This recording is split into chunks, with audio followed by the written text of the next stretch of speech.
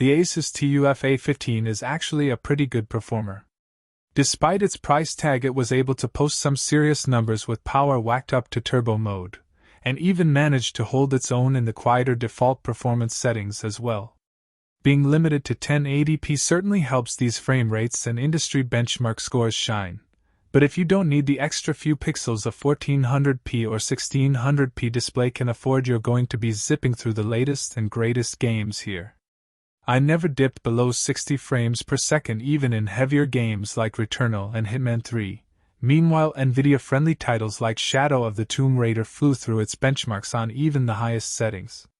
My personal Asus TUF F15 from just a few years ago couldn't even dream of these results, proving just how well even high-end components are working in cheaper Asus gaming laptops.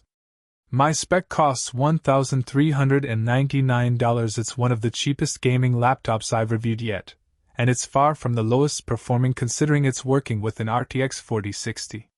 For reference, a similarly spec'd HP Omen 16 Transcend comes in at $600 more at MSRP, and pulled weaker Times Spy and Fire Strike numbers in default performance settings in my testing, 9,864/21,618 respectively.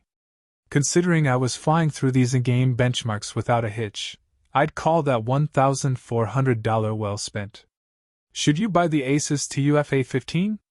If you're in the market for a budget gaming laptop that can still put up a fight against top games for a good few years to come, the Asus TUF A15 is a fantastic option. While you're sacrificing some luxury in the display, keyboard, trackpad, and speakers, everything is more than functional here and well put together to boot. What you're really picking this thing up for is the raw performance against the price. I don't know of many rigs that can match this kind of price for these frame rates, and by itself that's enough to propel the A15 into the top spot for my favorite budget gaming laptop. How we tested the Asus TUF A15. I used the Asus TUF A15 for a total of 3 weeks before finalizing this review, spending 1 week of that time solely using the device for all work and play and the other 2 testing alongside the Asus ROG Zephyrus G16 and Acer Nitro 16. During that time I benchmarked against Shadow of the Tomb Raider, Total War, 3 Kingdoms, Returnal, and Hitman 3 while also playing Assassin's Creed, Odyssey, House Flipper, and Apex Legends casually.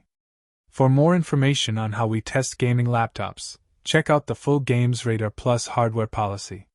We're also rounding up all the best Razer laptops and the best Alienware laptops on the market right now, or for more bargain buys, check out the latest cheap gaming laptop deals on the shelves.